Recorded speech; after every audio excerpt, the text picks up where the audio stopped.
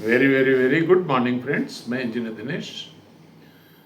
दोस्तों, ये जो बॉलीवुड है, ये न होता तो मैं न होता। एक सुबह सुबह गाना आज चल रहा था और मन्ना डे साहब की आवाज़ में गाने के लिरिक्स तो मैं उतनी अच्छी नहीं बना सकता, लेकिन सुनाता हूँ आपको।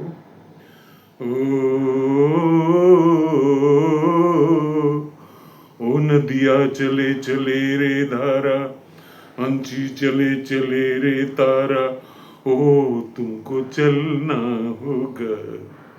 जीवन कहीं भी ठहरता नहीं है, आंधी या तूफान से डरता नहीं है।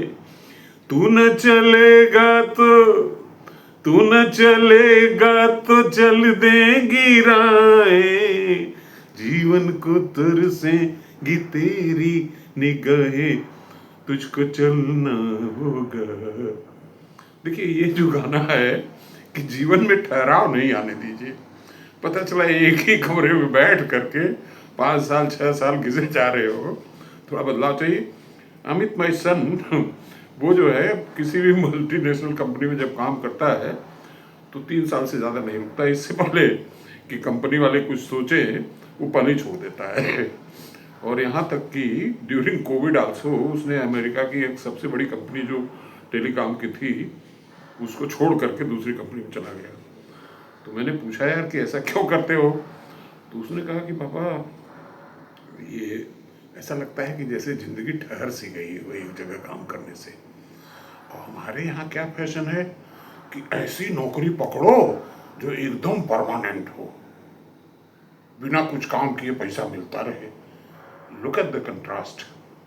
बहरहाल, आज की मेरी चर्चा का जो विषय है, एक शब्द है अंग्रेजी का, कॉन्ट्रेरियन। कॉन्ट्रेरियन का मतलब देखिए, 2 शब्द हैं, एक है भेड़, एक है भीड़। हमको तो लगता है कि दोनों शब्द एक दूसरे से जुड़े हुए हैं, और या तो भेड़ से भीड़ बना होगा या भीड़ से भेड़ बना होगा।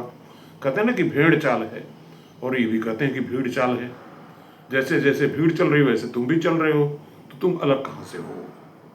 देखिए, भेड़ें समूह में चलती है, लेकिन शेर तो अकेला चलता है ना। तो हु इज द विनर?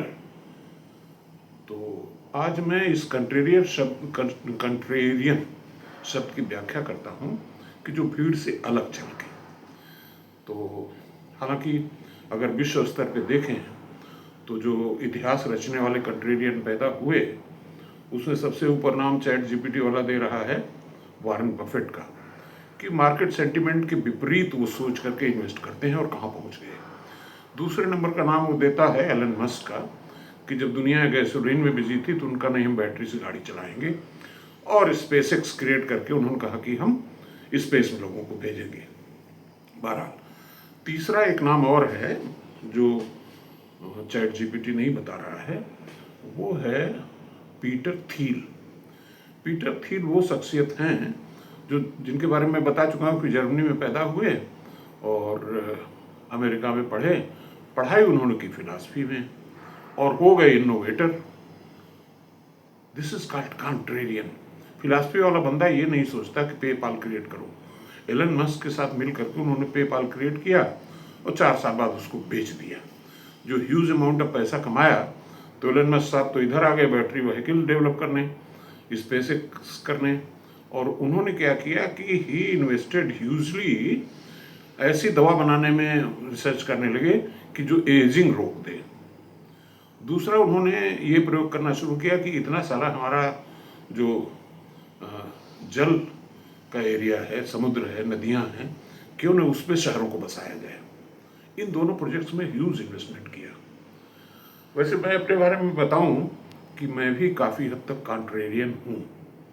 जब मैं सिंचाई विभाग में दाखिल हुआ, खासतौर से नहरों वाले सेगमेंट में, तो मैंने कहा, यार कि ये नहर जो है ज़मीन के ऊपर क्यों चलती है? इतना सारा ज़मीन वो खा जाती है, और सीपेज अलग करती है, इवापोरेशन लॉस अलग होता है, और किसान की ज़मीन का नुकसान होता है। जो अच्छी खासी फर्टाइल लैंड है, उसमें आपने पानी बहा दिया, सीपेज होकर के काफ़ी दूर तक चला गया।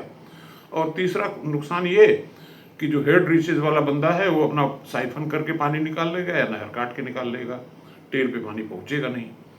तो ये सब चीज़ें चल रही थी। तो मैंने कंट्रास्टिंग भीड़ से अलग सोच करके मैंने कहा मैं नहर जो है ज़मीन के अंदर बनाऊंगा और जहाँ पे ज़रूरत होगी वहाँ कुलाबे खोलूँगा और प्रेशराइज वाटर दूंगा, so that instead of making minor canals हम पाइपलाइन से पानी दूर तक ले जा सके, छोटे वो जो फ्लेक्सिबल पाइप्स होती हैं।